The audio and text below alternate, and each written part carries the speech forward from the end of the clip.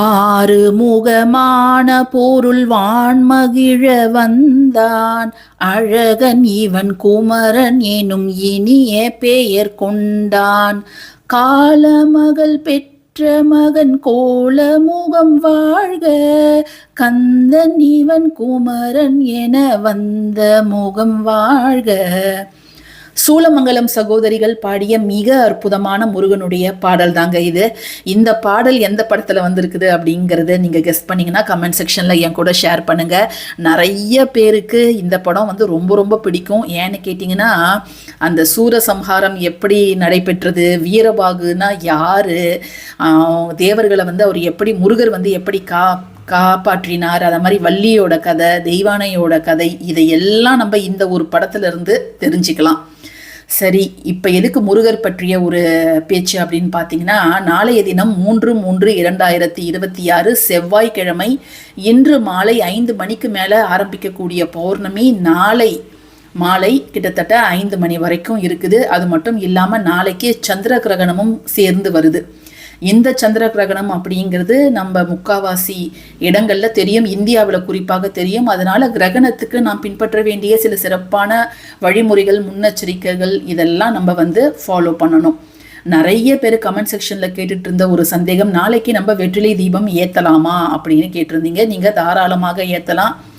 ஆனா கிரகண நேரத்துல இப்ப 6 மணிக்கு போய் நம்ம ஏத்த முடியாது. நீங்க காலையில 6 to 7 செவ்வாய் ஹோரையில் ஏற்றலாம், அல்லது மதியம் 1 to 2 செவ்வாய் ஹோரையில் ஏற்றலாம், இரவு 8 to 9 ஏற்றலாம். ஆனால் நீங்கள் வந்து கிரகணம் முடிஞ்சதும் உங்கள் வீடை சுத்தம் பண்ணிவிட்டு நீங்கள் குளிச்சுட்டு உங்கள் பூஜை சாமான்லாம் க்ளீன் பண்ணிவிட்டு அந்த நேரத்துக்குள்ளார ஏற்ற முடியுமா அப்படிங்கிறத நீங்கள் பார்த்துக்கோங்க. ஏன்னா கிரகணம் வந்து எப்போ ஆரம்பிக்குது அப்படின்னு பார்த்தீங்கன்னா, நாளை மதியம் சரியாக 3:20 மணிக்கு ஆரம்பித்து 6:47 மணி வரை இருக்கின்றது.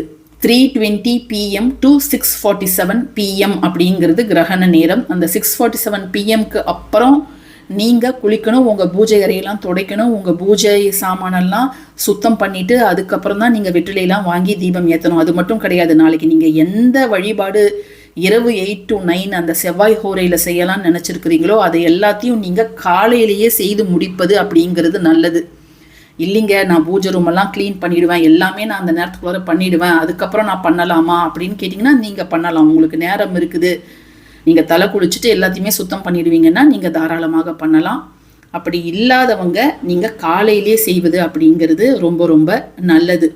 இப்போது இந்த பதிவு வந்து வெற்றிலை தீபம் யூஸ்வலாக எப்பொழுதுமே ஏற்றுறது தான். இதை தவிர்த்து 3 முக்கிய சிறப்பான வழிபாடுகளை நாளைய தினம் நீங்கள், அதாவது ஒரு 2 மணிக்குள்ளார செய்வது அப்படிங்கிறது நல்லது. ஏன்னா நாளைக்கு பார்த்தீங்கன்னா முக்கியமான கோவில் எல்லாமே நட சாத்திடுறாங்க. திருப்பதி கோவில்லாம் 10 மணி நேரம் நாளைக்கு நட சாத்திடுறாங்க. கிரகணம் ஆரம்பிக்கிறதுக்கு முன்னாடி 6 மணி நேரத்துக்கு முன்னாடியிலேருந்தே அவங்க வந்து கோவிலெல்லாம் க்ளோஸ் பண்ணிடுவாங்க. இப்போ நம்ம வந்து காலையில் அல்லது இன்று இரவு ஒரு 6 மணிக்கு மேலே நீங்கள் இந்த பூஜைகள்லாம் செய்வது அப்படிங்கிறது நல்லது. பட் இருந்தாலும் முருகருடைய வழிபாடு செவ்வாய்க்கிழமையில பௌர்ணமி சேர்ந்திருக்கக்கூடிய நேரத்தில் செஞ்சால் நல்ல நமக்கு கூடுதல் பலன்கள் கிடைக்கும். ஸோ அந்த 3 வழிபாடுகள் என்னென்ன அப்படிங்கிறத சுருக்கமாக நான் சொல்லிடுறேன். அதோட லிங்க்கு வந்து நான் டிஸ்கிரிப்ஷன் பாக்ஸில் கொடுக்குறேன். யாருக்கு எந்த பூஜை செய்யணும்னு நினைக்கிறீங்களோ அவங்க நாளைக்கு இதை மதியம் ஒரு 2 மணிக்கு முன்னாடி இதை செய்வது அப்படிங்கிறது ரொம்ப ரொம்ப நல்லது. இப்போ வாங்க பார்க்கலாம். பதிவுக்கு போகிறதுக்கு முன்பு எல்லாருமே கமெண்ட் செக்ஷனில் முருகா போற்றி அப்படிங்கிறத டைப் பண்ணிவிடுங்க. முதல் வழிபாடு என்ன அப்படின்னு பார்த்தீங்கன்னா, செவ்வாய்க்கிழமை செவ்வாய் ஹோரை நேரத்தில் ஒரே ஒரு வெற்றிலை மட்டும் போதும். இதை நீங்கள் ஒரு முறை முயற்சி செஞ்சு பாருங்கள். உங்களுடைய நீண்ட நாள் கோரிக்கைகள் ஏதாவது நிறைவேறணும் அப்படிங்கிற பட்சத்தில் ஒரே ஒரு வெற்றிலை எடுத்துக்கோங்க. அதில் வந்து நீங்கள் மார்க்கரால் உங்களுடைய ஆசைகளை, நேர்மறை வார்த்தைகளை பயன்படுத்தி எழுதிட்டு அதில் வந்து நம்ம அந்த வெற்றிலை மேலே குங்கும அர்ச்சனை அப்படிங்கிறத செய்யணும். இதை பற்றிய விரிவான பதிவு நம்ம சேனலில் ஏற்கனவே இருக்குது. நான் ஜஸ்ட் அதிலேருந்து ஒரு கிளிப்பிங்கை மட்டும் எடுத்து போட்டிருக்கிறேன். இதோட லிங்க் வந்து நான் டிஸ்கிரிப்ஷன் பாக்ஸில் தரேன். வெற்றிலை வழிபாடு அப்படின்னு சொல்லிட்டு நான் தரேன். நீங்கள் முழு பதிவு பார்க்கணுன்னா அதை கூட பார்த்து செக் பண்ணிக்கோங்க. நீங்கள் இந்த குங்கும அர்ச்சனை அப்படிங்கிறத விளக்கெல்லாம் ஏற்றி வச்சுட்டு முருகனுடைய படத்திற்கு பூக்கள்லாம் போட்டுட்டு அகர்பத்தியோ அல்லது சாம்பிராணி தூபமோ போட்டுட்டு இந்த குங்கும அர்ச்சனை நீங்கள் வந்து உங்களால் எத்தனை முறை முடியுதோ 9 முறையோ அல்லது 27 முறையோ 54 முறையோ 108 முறையோ செய்யலாம். ஒவ்வொரு முறை நீங்கள் குங்கும அர்ச்சனை செய்யும் பொழுதும் முருகன் தருவான் எதிர்காலம் அப்படிங்கிறத உங்கள் மனசுக்குள்ளரையோ அல்லது வாய்விட்டோ உச்சரிச்சுக்கிட்டே நீங்கள் இதை தாராளமாக செய்யலாம். கவுண்டிங்ஸுக்கு நீங்கள் வந்து நான் சில்லற காசு பயன்படுத்தியிருந்தேன் அந்த பதிவில். நீங்கள் வந்து ஒரு கொண்டக்கடலை உடச்சி கடலை எது வேணாலும் நீங்கள் பயன்படுத்திக்கலாம். நாளைக்கு பௌர்ணமி செவ்வாய் அப்படிங்கிறதால நாளைய தினம் நீங்கள் இதை தாராளமாக ஆரம்பிக்கலாங்க. இரண்டாவது முக்கிய வழிபாடு திருச்செந்தூர் முருகனை நினைத்து நாம் செய்ய வேண்டியது. இதுவும் செவ்வாய்க்கிழமை செவ்வாய் ஹோரையில் தாங்க. இதுக்கு வந்து உங்களுக்கு ஒரு பேப்பர் A4 ஷீட் பேப்பர் வேணும். அதுக்கப்புறம் ஒவ்வொரு வாரமும் ₹1 நீங்கள் நாணயம் மாதிரி வைக்கணும். 4 புறமும் மஞ்சள் குங்குமம் வச்சுட்டு ஒரு ஸ்கெட்ச் பேனால் ஒவ்வொரு வாரமும் செவ்வாய்க்கிழமை ஏதாவது ஒரு செவ்வாய் ஹோரை நேரத்தில் திருச்செந்தூர் முருகன் துணை அப்படின்னு எழுதிட்டு கீழே வந்து உங்களுடைய விருப்பத்தை ஒரே ஒரு வரியில் நீங்கள் எழுதணும். ரொம்ப நாளாக ஒரு விஷயத்துக்கு முயற்சி பண்ணுறீங்க, எவ்வளவோ செஞ்சு பார்த்துட்டீங்க, எதுவுமே எனக்கு நடக்கவே மாட்டேங்குது, மற்றவங்களுக்கு எல்லாருக்கும் நல்லா நடக்குது அப்படிங்கிறவங்க கடைசி முயற்சியாக நீங்கள் இது ஒரு முறை முயற்சி செஞ்சு பாருங்கள். இதோட லிங்க்கும் நான் டிஸ்கிரிப்ஷன் பாக்ஸில் கொடுத்துருக்குறேன். இதில் ஏதாவது ஒன்று நாளைக்கு நீங்கள் ஆரம்பிக்கலாம்.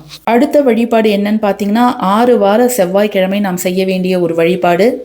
இதுவும் வந்து குறிப்பாக வீடு நிலம் சார்ந்த பிரச்சனைகள், நல்ல வேலை கிடைக்கணும், திருமணம் கை கொடுணும், குழந்தை பிறப்பு வரணும், கடன் தீரணும், நோய் தீரணும், வழக்கு தொல்லையிலேருந்து வெளியில் வரணும் அப்படிங்கிறதுக்காக தான் செய்கிறோம்.